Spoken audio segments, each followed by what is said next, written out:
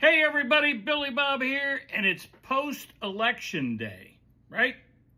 We had the not midterm, the off-year elections in a few different states, and I just thought I'd take a few minutes and throw out some factoids to kind of put down the notion that this was all of a sudden some Democratic blue wave, upset. Donald Trump has been put down and, trounced, and it's a referendum on Donald Trump that things are going bad. So I say this all the time.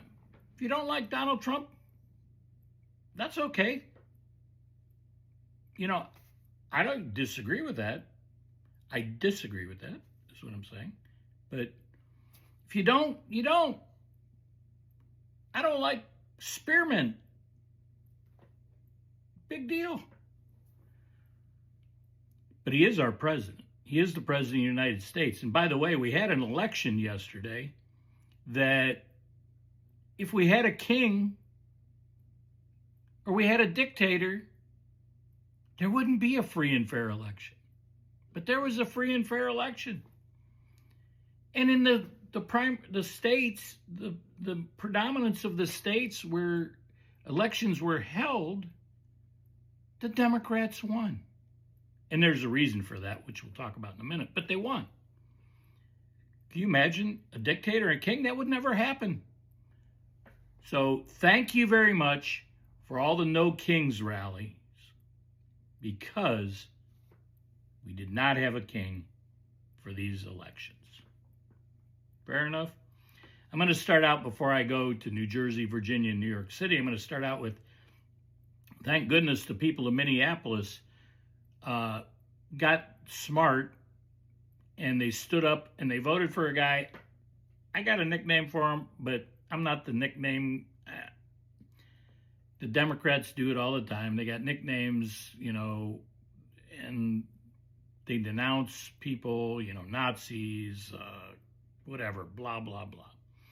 But I'm not going to do it. So Jacob Frey, the current mayor of Minneapolis, he survived. And he had a strong challenge from a guy who was a democratic socialist, Omar Fatah. He was actually a Somali-born dude, lives in Minneapolis, running for office, and supported by none other than another squad socialist, Ilhan Omar. All right? But I don't like either one, but I give congrats to Jacob Frey and the people of Minneapolis for having enough of a vision to keep democratic socialism out of Minneapolis, at least out of the majority, because there is a no-go zone in Minneapolis that's a Somali no-go zone. All right. So let's start with New Jersey. And I took a look back in history at governors over history. I did this with Virginia and with New Jersey, but we're going to start with New Jersey. And in New Jersey, since 1836, there have been 26 Republican governors and 27 Democratic governors. The current governor, Phil Murphy, a Democrat, been there since 2018. The last Republican governor was Chris Christie prior to Phil Murphy. And then prior to that was probably somewhere in, I think, 2010 or so, was Christie Todd Whitman. So it's not a surprise. We keep hearing the media, the Democrats, this is like I said, it's a put down. It's a referendum on Trump. It's not. It's not. And I'm going to show you just a couple things as to why it's not. So I told you about the governors. It's pretty much split since the early 1800s. But let's look at the voter. So Jack Ciattarelli gets beat by Mikey Sherrill, probably like 13 points. Ciattarelli prior lost to Murphy by only 3 points. I thought people were really PO'd about energy and taxes and all that with Murphy in office, but apparently not enough that they elected another Democrat thinking that she's going to do something different. Do we not know the old adage that if somebody would say, every time I hit my head against the wall, it hurts? Well, stop hitting your head against the wall. You got high taxes. You got high energy costs. You're reelecting the same Democrat, same policies, same old stuff. But here you go. In the state of New Jersey, there's 2,391,043 registered Democrats. There's 1,568,949 Republicans. So, I mean, let's think through this. Shouldn't the Dems win each and every time? You got to be really pissed off as a Democrat to vote for a Republican, right? Or that guy's got to have some really good stuff going on that he's going to convince you. And there are many reasons why you should vote for him, but they didn't. All right, let's move on to Virginia. Abigail Spanberger versus Winsome Earl Sears. Now, we hear this all the time. Misogyny and racism, right? Misogyny, racism. What does that mean? It means, oh, they didn't elect a woman, and in this case, a black woman, because they're misogynistic and they're racist. Yet, Barack Obama was out there stumping for the white woman, not the black woman, because she's a Republican. Yet, in the general election, presidential election, he went out and scolded black men that they were bad men and wrong for not supporting a black woman, voting for a black woman. Yet, he was out there stumping against a black woman in Virginia. Okay? So here we go. Virginia governors over the last 100 years, 150 years, there have been 10 Republican governors and 34 Democratic governors. Now, Glenn Youngkin is in office today. He's a Republican. But why? Because the Dems went so far out, and the guy he ran against, Terry McAuliffe, was like, oh, let women or men in women's bathrooms, we can have transgenderism all over the place. Nobody's got to tell their parents. Boys can play in women's sports. And even that was a bridge too far for the Dems, right? It was a bridge too far. Spanberger, the Dem, she goes out and wins. I don't remember the spread. It was probably somewhere in the same areas as the New Jersey race. But, again, 10 Republican governors in the last 150 years, 34 Democratic governors. So is it a surprise that a Democrat won? Hell no. It was a bigger surprise that Glenn Youngkin won 4 years ago. And by the way, in Virginia, you only get one term. You don't get two. So Youngkin couldn't run again, even though he had a 57% approval rating. He couldn't run again. But let's take a look. Voter roll, voter registration, Virginia. Democrats, 3,093,450.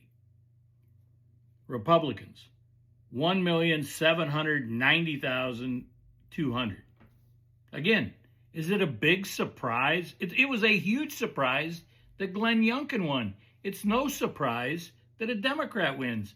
So stop with the, oh, they're on a roll. Oh, it's a referendum on Trump or the Republic. You should win. You should win. Come on. Lastly, we're going to go to, before we move on, I got to talk about one quick thing. The Virginia Attorney General. I don't know if Jason Miyares is the right guy the wrong guy. He was the current Attorney General, okay? But the guy he's running against is totally disqualifiable. He should have been disqualified. Abigail Spanberger, any Democrat should have denounced this dude. Why? Because, and you can look it up, his name's Jay Jones. He made some tweets. Okay, it wasn't last year. It was 6 years, 8 years, whatever. You know what? People don't change, leopards don't change their spots, right? When you have this kind of evil talk, you don't change. And what am I talking about? Jay Jones. He talked about 2 bullets, 3 bullets. There's Hitler. There's his opponent in the state Senate. And, you know, if you had to choose who the bullets went to, forget about Hitler. So he talked about the shooting and the murder of his political opponent.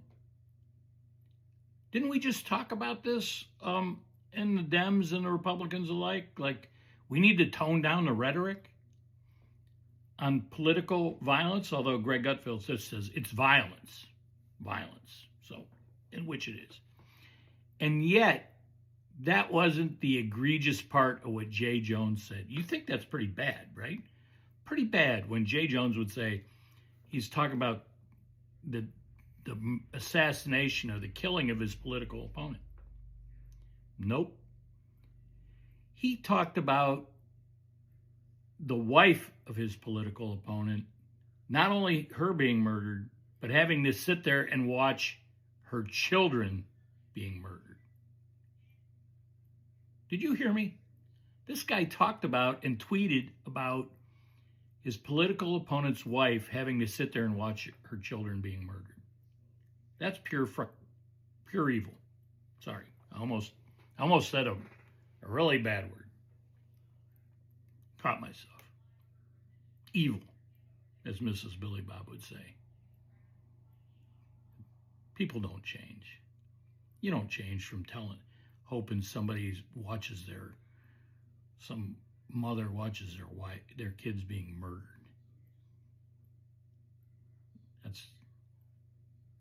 You just think about that. I don't care if you're a Democrat or a Republican. Think about it. How could you not denounce that? All right. Lastly, New York City. It's crazy.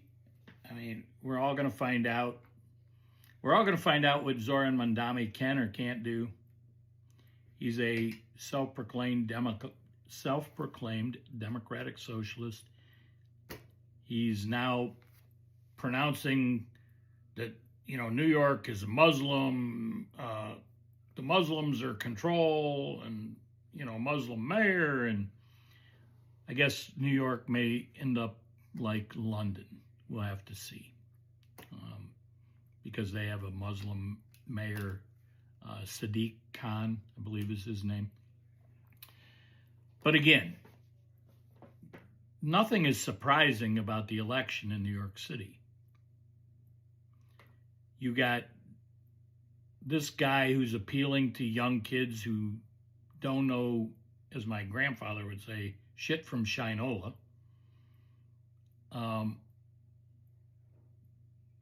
Not trying to be disrespectful, it's just a fact. You know, promise them, you know, free boogers and Kleenex, and oh my God, we're all good here. Promise them free Twizzlers, we're all good. You can ride the bus for free. Okay. Most of the stuff that he's promising, he is actually admitted he cannot do. And in fact, the governor who supported him said he can't do it. But he got elected. Why? Because nobody was going to elect the Republican guy, Curtis Sliwa, who's actually a good guy, but, you know, his ideas are different. And Curtis wasn't really the guy. And then he's running against a failed candidate in Andrew Cuomo, who got ousted as the governor in New York because of lying and stupid policies and sexual harassment and he's running against this dude. Okay? So it has nothing to do with Democrat against Republican. This is Democrat against Democrat. And by the way, lastly, as we close this thing out, here's the voter registration in New York City. Democratic voter registration, 3,502,856. Republican voter registration in New York City, 570,298. Do I need to repeat that? I will. Democrat voter registration in New York City, 3,502,856. Republican, 570,298. So almost 3 million fewer Republican registered voters than Democrats. Do you think a Republican will ever win? Well, somehow Rudy Giuliani did once, but I don't know what the hell happened there. I guess that was smarter times. So I just thought I'd share that with you. I know we talked about now in the Billy Bob's Backyard Barbecue page, would start talking some politics. It's not in the podcast page. We're going to keep that a no political page. But just my view, just some facts to give you some context post-Election Day. America, land of the free, because of the brave. Stay focused, America. Billy Bob, peace out.